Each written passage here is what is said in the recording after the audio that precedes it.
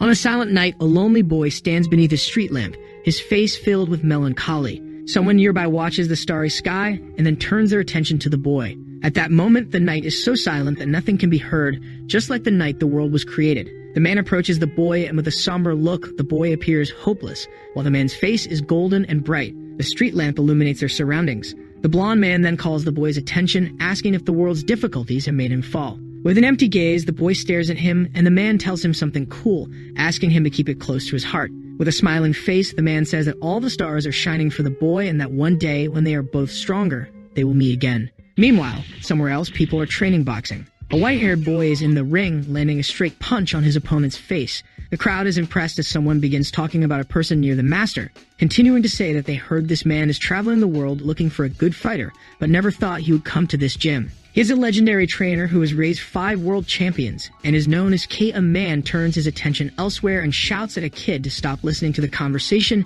and get back to training. Back to the fight, the guy in red tries to hit the white-haired boy, but he dodges. When he attempts a cross-punch, the boy dodges again, looking seriously at his opponent. Taking advantage of the opening, he lands a small jab to knock him out. K immediately focuses on this movement. The guy in red is already falling unconscious to the ground. A man beside K asks what he thinks of Beck. He seems to be mocking his opponent, whom he just defeated. His adversary quickly gets up and tries to throw a cross-punch, but his punch is easily blocked. In disbelief, the guy cannot believe it, and Beck hits him on the jaw again. In his mind, the old man thinks this boy is just playing around, so it's impossible to measure his ability, saying he wants to see Beck fight the strongest guy in the gym next. The other man doesn't seem to understand very well. We see a huge guy getting ready in another area. Someone arrives, calling for Cheel and saying the master is looking for him. The master tells the trainer that the big guy is ranked 3rd in the middleweight category, so maybe Beck won't win because of the weight difference. Beck continues smiling and looks over the ropes. Cheel arrives and asks if the master is looking for him, then suddenly gets surprised because the legendary K is present. His master talks to him about the situation. Cheel observes the boy, and at one point Beck and Cheel face each other. The man tells Cheel to take it easy as a precaution. He agrees not to go all out. Stretching, the boy doesn't appear nervous. The trainer just watches the white-haired boy's attitude. Cheel asks the kid if he won't use any protective gear. Beck says if he uses it, it will mess up his hair, and besides, he likes the thrill that comes with it. Cheel says he will fix the boy's arrogant hairstyle, and Beck says he is looking forward to it. They then tap gloves while the rest watch the boy's taunts. Cheel looks displeased. The trainer is very serious. We see Beck without any guard, just swaying in front of Cheel. Everyone asks what the hell he is doing. The master thinks the boy is showing his true form and face, recalling that when he first met him, he would never forget what he saw, especially those movements he had never seen before. Beck asks if those are all the punch styles Cheel has. Angrily, Cheel tries his luck with a right cross. The boy, with an unconventional style that could even be considered genius, punches the guy in the nose. The spectators are amazed, saying it's incredible. In his mind, the trainer says the boy found an opening in the cross punch, which is not bad for an amateur, but he knows there's a vast barrier between a professional and an amateur, something no one can easily break. Quickly, Cheel tries to hit the boy, but he dodges the punch. Cheel prepares another punch and advances. Beck looks shocked as he sees the punch approaching, and his arms are raised by the bald guy. But when Beck was about to be hit, he surprisingly dodged, moving to the side and avoiding another attack coming his way. Everyone was shocked by his agility. The coach remained serious, just observing the fight. They wondered what had happened. Among everyone, the happiest was their master. Beck remarked that Cheel was quite resilient to withstand that blow, while Cheel expressed his amazement at the boy's skill. Beck thanked the compliment of the small bow. In his mind, Cheel thought that Beck wasn't a beginner, but still more abnormal than other people, and he added that he couldn't disappoint Coach K, charging at the boy with full force. Cheel prepared a powerful attack. By taking a step back, the boy managed to escape that monstrous strike, but the big guy didn't leave him any breathing room. Yet again, Beck dodged. He pretended to throw a long punch, causing Cheel to lower his guard slightly for a counterattack, but the boy only feigned, landing an uppercut on Cheel's chin. Cheel was incredulous, struck by the blow, while the audience couldn't believe what they were seeing. The big guy had no idea how he was hit by an uppercut. His master thought it was incredible. Enraged, Cheel tried to retaliate, but his blows couldn't reach back. All his attempts seemed to fail, and the boy managed to strike him again. Cheel admitted he couldn't keep up, seeing the boy move incredibly fast, appearing suddenly in front of him with amazing angles and timing. Furious, Cheel wondered who this boy was. In his subconscious, the coach talked about the boy's flexibility, adding that his elasticity allowed for various unrestrained attacks. A punch that started as an uppercut changed suddenly to an overhand. This was incredible because changing the attack midway usually disperses the force, rendering the move useless. But unlike an amateur, the boy completed his strike professionally. A boxer was never trained to handle someone like him. Back's style was simply free, and his way of dodging was carefree with sudden and irregular attacks. The old man thought it had been a long time since he saw a style like this. While Chiul looked at the boy, Bake stood facing him. The coach remarked that this was a talent granted by the gods, but noted that Bake still lacked something: experience. Surprised, the boy said he felt cornered. A cloth ended up covering his eyes on the ground. The master arrived, saying he had asked Chiul to go easy. In his mind, Chiul declared that if this weren't in a ring, the result might have been different. Coach K seemed to be pondering something.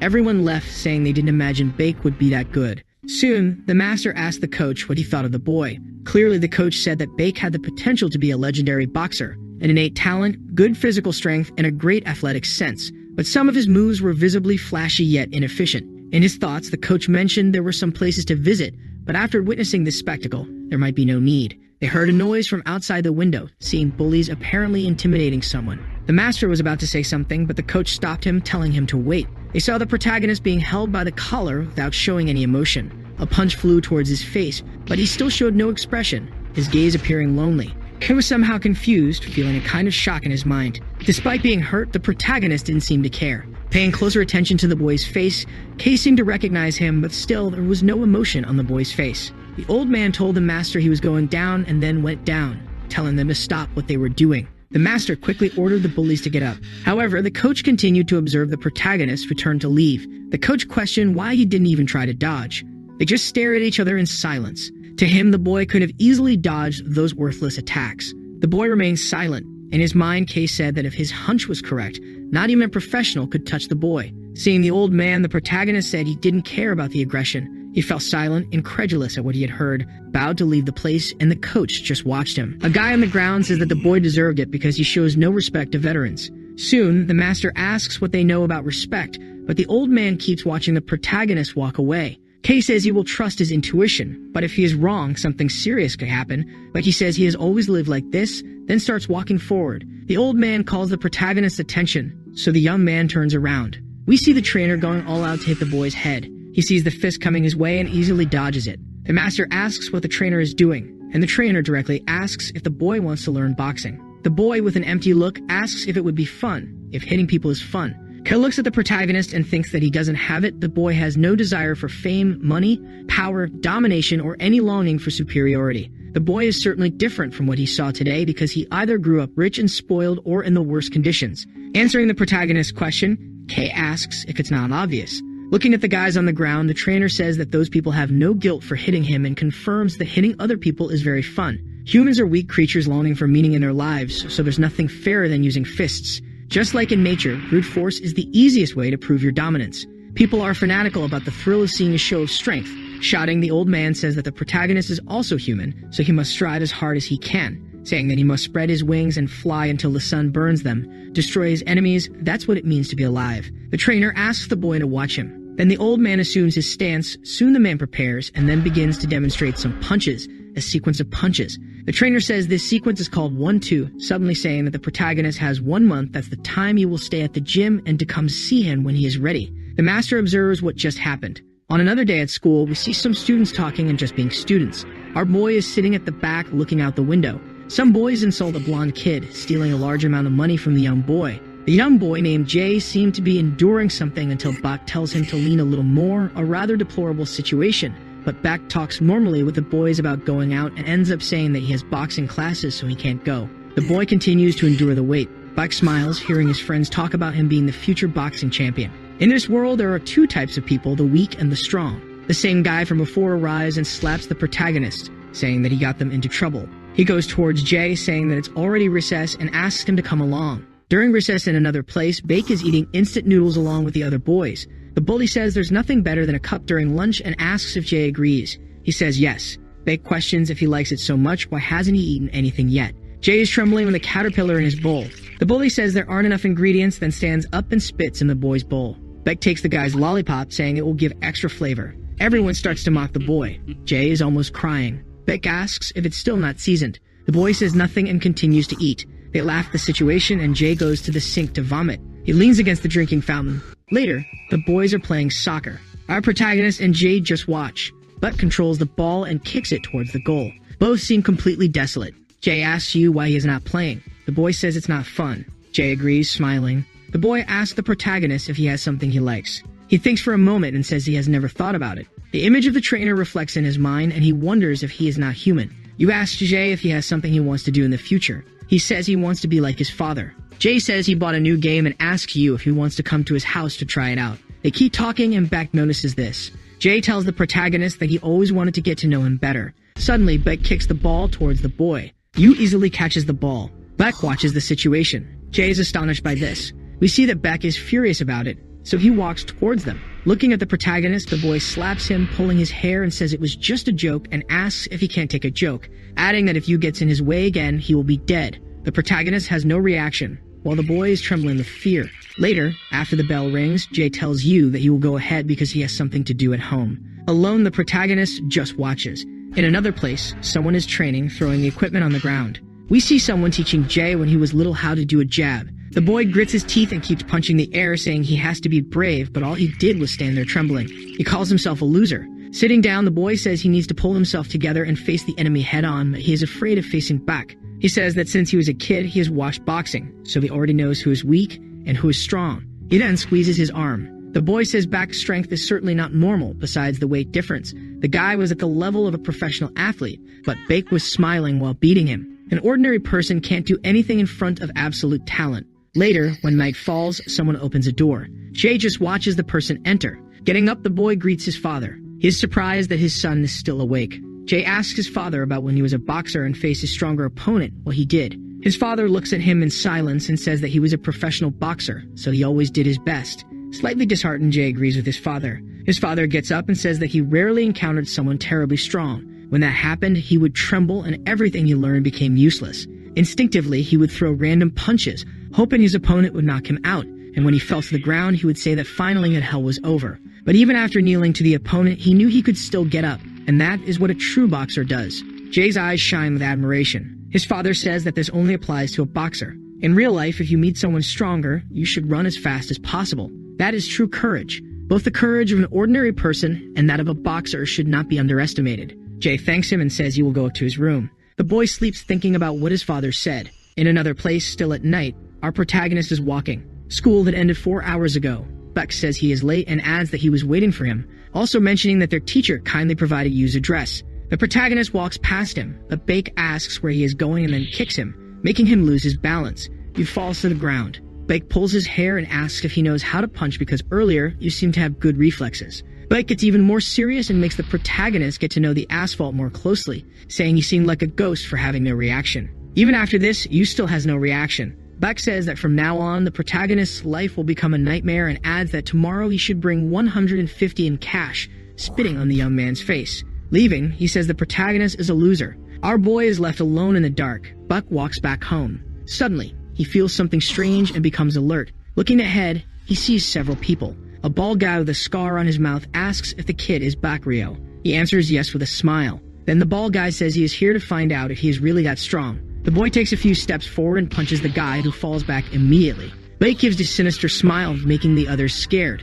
A little later, the others are already finished. Beck looks and grabs the little guy, who apparently is scared. The boy says that's the expression he wants to see on him. Even apologizing, screams are heard around the moon. Everyone is down on the ground, while the victor is back. At the protagonist's house, he is holding a cat in his lap. While staring into nothingness, the next day we see Jay washing his face. He seems quite cheerful. The boy eats his breakfast and says he will eat a bit more today. Then he puts on his clothes and says that from this moment, a new version of him will emerge. Later at school, as usual, the boy stays in his corner. The bullies arrive, and one of them says he feels great after beating up a kid. Jay tells himself not to be afraid. They pass by him and do nothing. The boy doesn't understand why they did nothing to him, but on second thought, Yu was a bit late. The class ends and everyone is talking normally. Jay wonders why he wasn't bullied, remembering what the bullies said when they arrived. He asks if that's possible. Meanwhile, in another part of the school, the bullies are beating up the protagonist because he didn't bring the money. A bald guy tells him to get up because it's not over yet. Adjusting his stance, the guy punches our boy. After a while, he asks Bak if his stance is correct.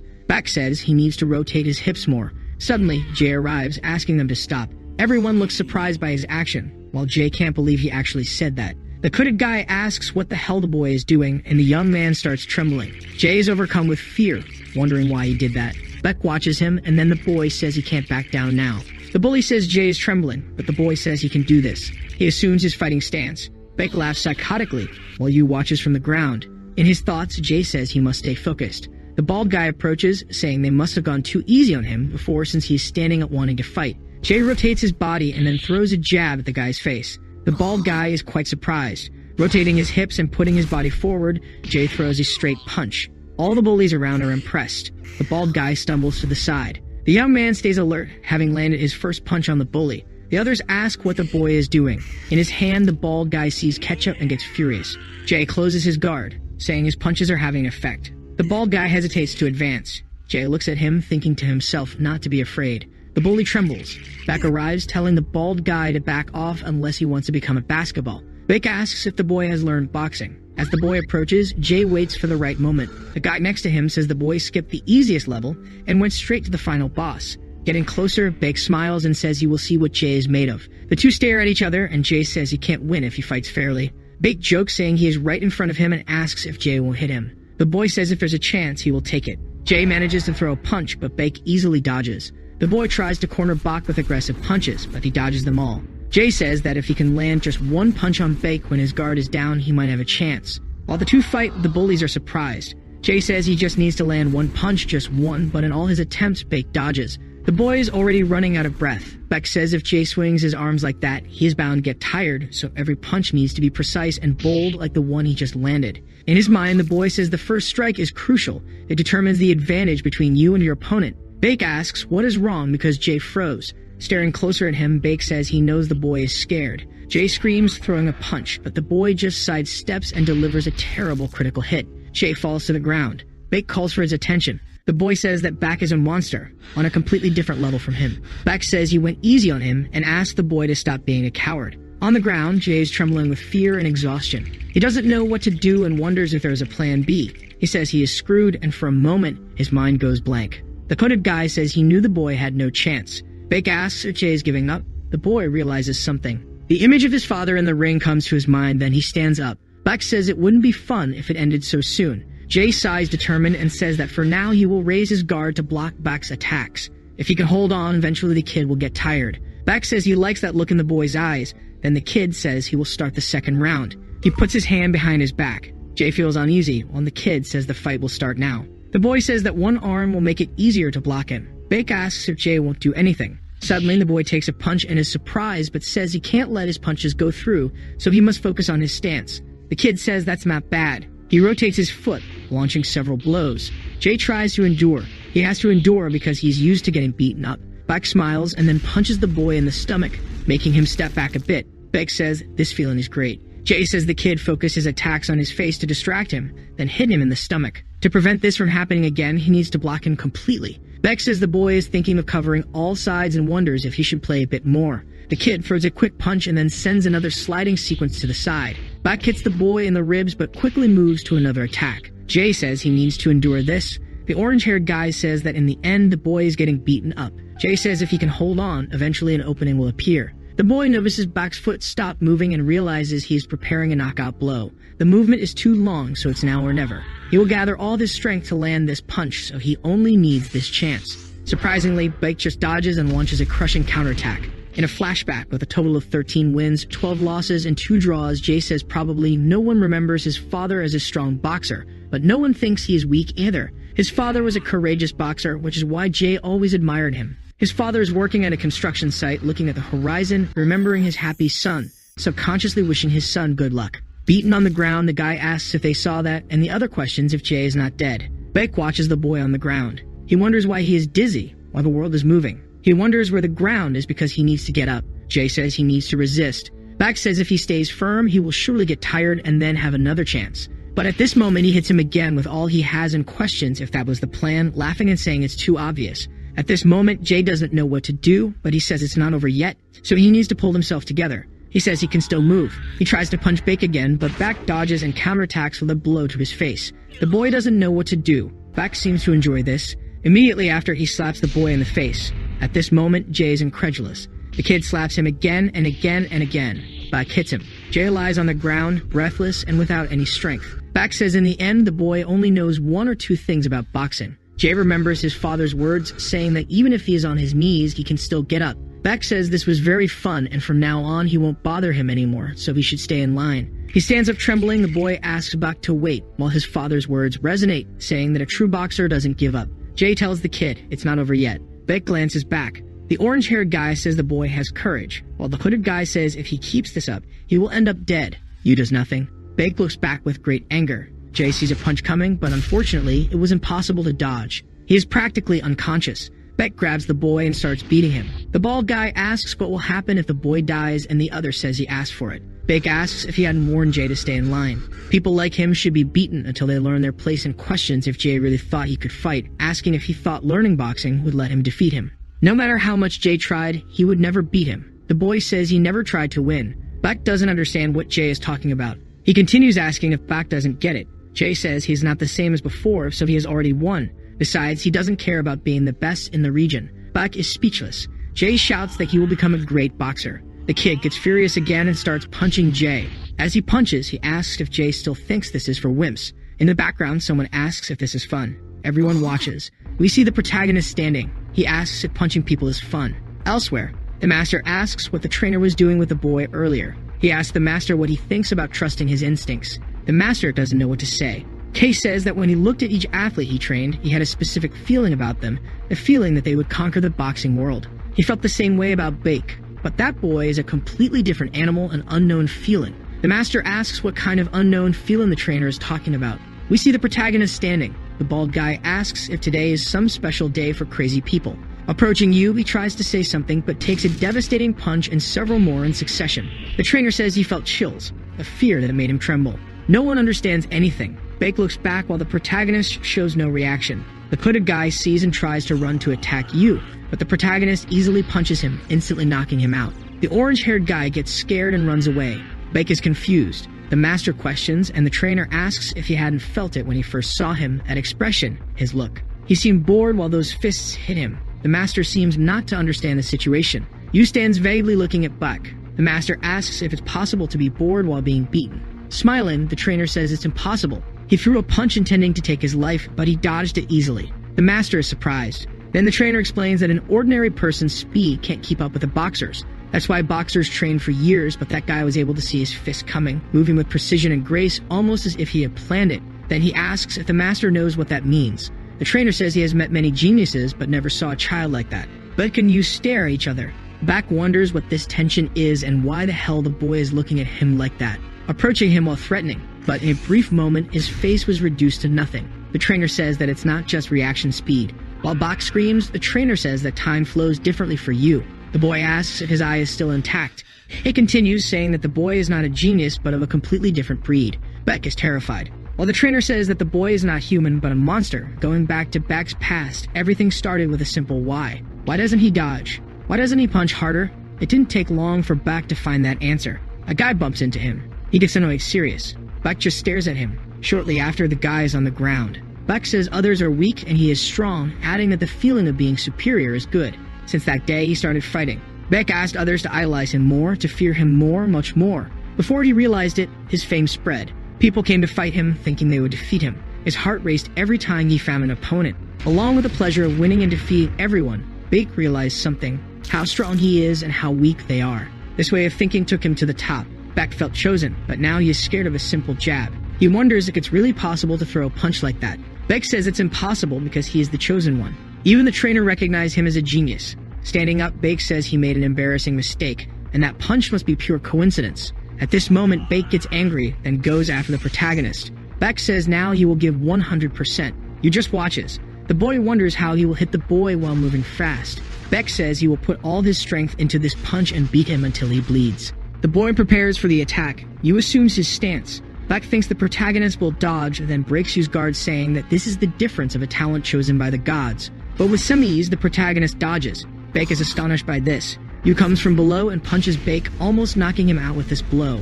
Yu follows up with another punch, hitting him brutally. Bake is in disbelief. With several blows, Bake passes out. The boy wakes up asking where he is because he can't see anything. He asks where Yu is. Bake feels something scary. Turning around, Bake sees his talent has become insignificant. Looking at it, he is frightened. He is panting, but a few minutes later, Ryu understands. No part of his body is intact. He can't even move a finger. This is a feeling Bake had never experienced before. Then Bake realizes that this feeling is the bitter taste of failure. He cries. A 17-year-old teenager, this unhappy and weak person, cried like a 5-year-old child. Later, in another place at the gym, two people observe the trainer while the guy in yellow says he thought the old man would recruit Bake. The guy with the pompadour asks if they can't take advantage since the great trainer K is here. Approaching, the two ask if the trainer could give them some tips, but he says he is not interested in small fry. The guys walk away desolate. K falls into deep thought. He says he wants the protagonist. Never in his life has he wanted someone so much, and he will have him even if he has to kidnap him. The master mentions something about Bake not having arrived for training yet.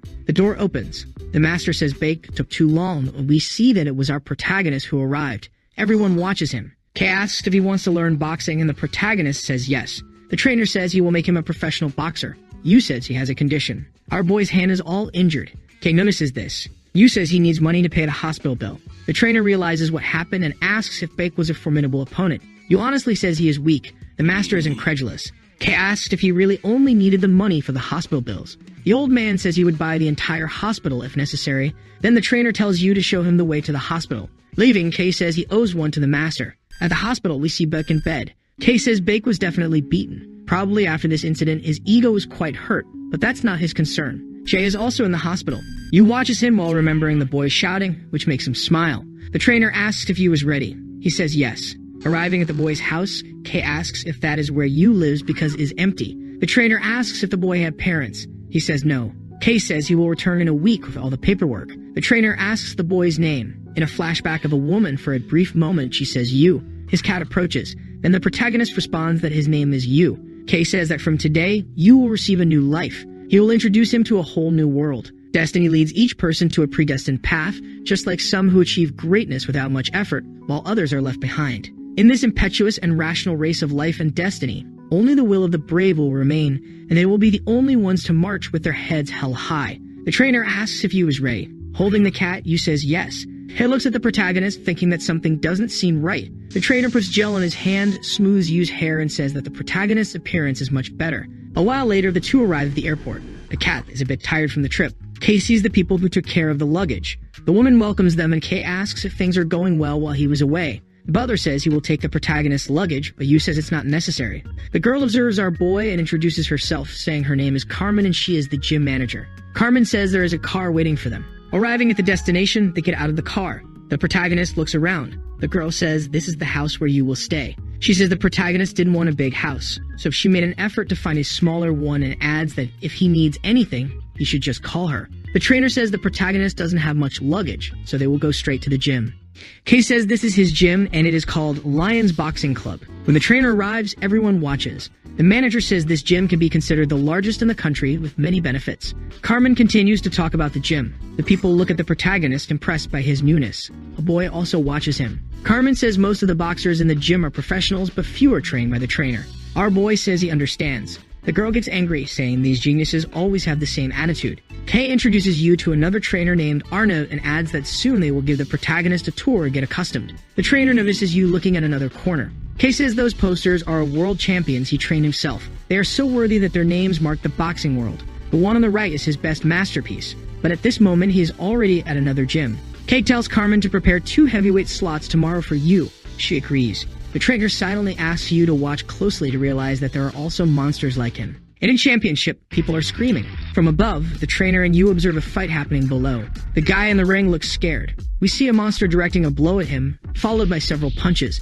The world champion's fierce attacks continue. The other guy is struggling, his arms are being crushed. In the end, he is knocked out. The fight is over. The challenger is being taken away on a stretcher.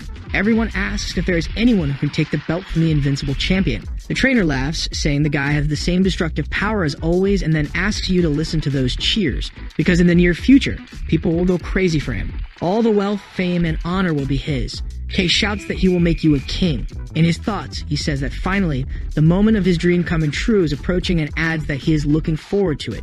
In an unfathomable darkness, you saw that oppression is under the sun, and there is no comfort for the weak, and power is on the side of the oppressors. He then declared that the dead are happier than the living, but better than both is the one who has never been born. Yu remembers the words of that light, saying that someday they would meet again at the top when the protagonist is stronger. In the middle of the night, Yu is awake in his dark room. He gets up with his dead eyes. The protagonist strokes the kitten. The next day at the gym, we see the old man and another boy. The trainer says that Josh wants to fight Yu, and if he wins, he wants to take him as an apprentice. While the boy agrees, Kay says if the boy can even scratch him, he will make him a champion. Sometime later, Josh is getting ready. Everyone around talks about the fight the boy will have against Yu and adds that Yu is a genius, but Josh is not weak either. The boy seems angry. We see that a moment ago, Josh was complaining to the trainer because he had won a youth competition, and most professionals respect him. Kay says he has said many times that in the world, a boy's talent is nothing special. On his short trip, he found 2 people with more talent than him, and it's not fun to train someone whose limits are obvious. The boy is a bit furious, but says he only needs 1 punch, then asks the trainer if he really just needs to scratch him. Josh shouts that he will crush you and prove him wrong. Kay says he is looking forward to it. In the present, we see the boy already in the ring. The trainer is teaching Yu how to wrap his hands. Josh is angry because Yu doesn't even know how to wrap his hands by himself. The crowd is excited, asking for the fight to start soon. Someone asks if everything will be alright, and another comments on the protagonist's body, saying it looks like he has never set foot in a gym. A guy tells everyone never to underestimate someone the trainer brought in. In his thoughts, it reminds him of when the trainer first brought Aaron. Their talents were on a completely different level from his. He wonders what Josh will do when he sees there is an opponent he will never surpass. Kay says everything is ready and then asks if the protagonist is nervous. He says no, but questions why there are so many people gathered. Kay says this will be Yu's first boxing lesson, so from today until the end of Yu's career, he must not be hit even once. The boy agrees somewhat reluctantly. Kay says that is all the protagonist needs to know about the first lesson. The 2 are already in the ring and the trainer is very excited. The referee starts the match. Josh charges our boy with tremendous force. Yu just observes, calmly dodging. Again, he evades. None of the boy's punches are hitting Yu. Josh tries again, but the protagonist dodges. The crowd admires Josh for being so fast and having such sharp jabs. However, the trainer is in pure excitement. Everyone starts to realize that none of the boy's punches are landing on Yu. The same guy as before says the protagonist doesn't have power but speed, as he is easily dodging those relentless punches. He asks if Yu has seen Josh's punches in slow motion. The protagonist dodges again. Everyone says this is unbelievable. Josh is exhausted, saying it's impossible since he couldn't land a single punch. The boy realizes that when the trainer said he couldn't even scratch him, it wasn't a joke. He was serious. Josh sees a huge wall in front of him. He says he needs to calm down. At this exact moment, Josh says he will combine several attacks to make them less predictable. Even so, his effort continues to be in vain. He questions how this is possible, saying he is working harder than anyone for many years, trying to be a champion, but all his dedicated time seems worth nothing. The trainer says he knows how unfair it is because he knows Josh is a good boxer, his footwork and direct jabs along with his exhaustive training hours, but that's all the boy has. No matter how much Josh wants to deny it to himself, his effort can't surpass divine talent. The referee blows the whistle, saying the first round is over. Josh is exhausted, while the trainer says it's time to end this. Kay says now it's time for the second lesson. He says if you get someone on the chin, they will pass out. In other words, you just needs to dodge and hit. The trainer asks if it's easy. Yu says yes, dodge well and punch well. A boxer works for years to perfect these 2 factors, but a genius is born with a natural ability to create his own style of movements. Yu's a prodigy, so just give him simple objectives instead of teaching mediocre moves. His existence is the very incarnation of boxing. Josh is angry seeing the trainer teach Yu, but he doesn't care. The boy admits that Yu's reaction speed is amazing and adds that he has never seen such talent in his life. However, there's one thing talent can't do for him. Energy and endurance only come with effort. Josh says Yu seemed exhausted at the end of the first round. The boy says he lost a lot of energy getting nervous, but in the second round he will press Yu until he gets hit by his punches. The referee starts and Josh passes out. The referee wakes the boy, saying he is happy he woke up. Josh watches Kay walk away. The referee says it was a good try. Josh is sad, saying he now understands that Yu is on another level and understands the trainer's words that there is no fun in training someone with such obvious limits. The protagonist asks if Josh wants to go another round, but he says going further is too much and can even be considered humiliation. Yu tells him to do as he pleases. He is extremely frustrated. The boy says he has a question. Josh says that when the trainer visited the protagonist's country, he mentioned another person who is also strong, then asks if Yu knows who it is. Yu confirms, then asks if this other person is stronger than him. The protagonist remembers our brave one and says probably yes. Josh is sad and then lowers his head. The boy is left alone. We see a journalist talking about the latest boxer Kay is training. He says the lightweight matches this year will be exciting. A guy with glasses asks if the blonde found any scoop. The 2 talk about the first official match of the boxer Kay is training, and the blonde says it's hard to get information because the old man is very protective of his boxers. But this time, he managed to get a piece of information. He says the new guy has only been training endurance for the past 2 years. Our protagonist is running while remembering some boxing moves. Yu continues to run. Arriving home, he passes by his cat and goes straight to the bathroom to wet himself. We then see the boy's body. After that, at the gym, Carmen is introducing Yu's first opponent. She says his nickname is Rookie Killer and adds that he earned this nickname after defeating other rookies wanting to ascend to professional. His specialty is defeating amateur fighters using dirty tricks while fighting, but he is not a big threat if the fighter doesn't get caught by the dirty tricks. However, there is a concern that even though they trust the trainer's skill and insight as they always have, they believe Yu's weight reduction was excessive. Moreover, all they've done in the last 2 years is get Yu in shape and have him watch boxing matches, so they wonder if it will be okay. The trainer says this is a dilemma. Elsewhere, we see the so-called Rookie Killer training. The blonde from before is watching the training, commenting that the punch combinations are intense, and John's trainer says that's his main weapon. The guy says this is the big dirty trick. While using consecutive hooks, he ends up holding the opponent's head by accident, thus causing a knockout. Because it resembles a technique used by wrestlers, the spectators call it the guillotine hook. The massive power John has is the reason he has defeated several rookies. Someone catches the guy's attention. His trainer says it's a reporter, and he introduces himself as Peter. John gets excited. A while later, he is laughing, saying the opponent he will fight must be a big deal since even a reporter came to interview him. The guy wonders what kind of monster K has found this time. Peter laughs, saying it's for the newspaper, but personally he is interested in John's title as a rookie killer because it wouldn't be fun if this sport were predictable. John asks if the reporter knows a thing or two about the game. He says there are idiots making a fuss about how good someone's training was or how someone trained using some secret technique, and adds that he enjoys knocking out this type of person. Seeing their expressions after their dreams are crushed gives him an insane feeling. Calmly, Peter says he understands, then asks if John's style was born to provoke these idiots. John asks what the reporter is talking about, saying he is teaching them a lesson. Rules are meant to be broken. Even suffering some fouls in the end, he just needs to knock out the opponent to end up victorious. Peter says he is a good citizen, which is why he follows the rules. John continues, saying those guys have chicken brains because guys who fight by the rules are weak and cowardly. When he breaks the rules, they get pissed as if he stole some candy and says that there are only 2 rules in this world. Either you are alive or you are dead. The reporter says any boxer would get mad at John's provocations, especially if it's in their debut. Peter says John's style reminds him of a certain boxer, then asks if he likes the middleweight world champion Fabrizio Santorino. John asks if the reporter didn't know, saying the Santorino brothers are true warriors on this battlefield and are on a completely different level. They know what a real battle should be, which is why they are the best. In his thoughts, Peter says the association chose someone very interesting for the debut and then asks the reporter to tell Mr. K and his apprentice that he will spit and devour him in the ring. Later, we observe John and his trainer on the roof. The old man asks how the interview went. He responds that it was just a bit provocative, but asks his trainer if he will really win. He tells John to have more confidence because you never know what can happen in the ring. John says he will keep that in mind and then put on a good show. The next day at the fight venue, Yu arrives with K while various reporters are saying that Yu really is a fast boxer. Everyone asks how the trainer found Yu or which category he is aiming for. Carmen says they are not accepting interviews until after the fight. Next door, John says there is a lot of noise in the other room, and his trainer asks if he is nervous. He responds that crushing the lives of rookies is the meaning of his existence. His trainer says that's the spirit. Someone arrives saying John is next. He gets up, saying it's showtime. The crowd cheers when they see John. Everyone says he is the rookie killer, but more like a king. The audience is in great excitement, which makes John even more excited. We are introduced to the commentators Peter Cullen and Bob Norris. Cullen says everyone is excited for the debut fight, and Bob says that's because it's the match of K's latest fighter in the ring. John says this will be a guaranteed show.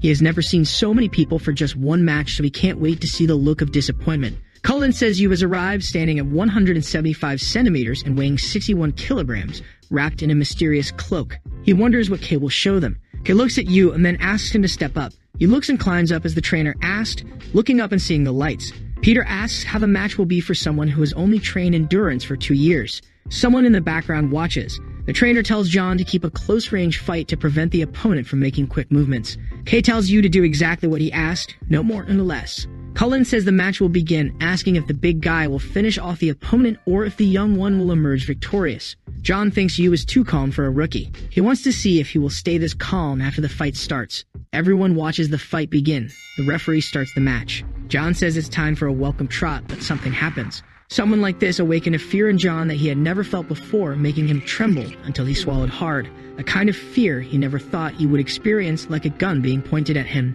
Everyone talks around, some saying Yu will try to keep a long-range fight. John curses Yu in his mind. When he moves forward like a shot, a punch heads his way, blood spills from his cheek, and everyone is astonished. K just smiles. Going back to a few days before the fight, Carmen says she doesn't understand. K wonders how he will cook him to leave the audience in shock. Punches are aggressively thrown at John. The trainer prepared our boy to present himself to the audience, and even if there's a chance to finish, you is not to do it to show the crowd who exactly you is. The audience is impressed.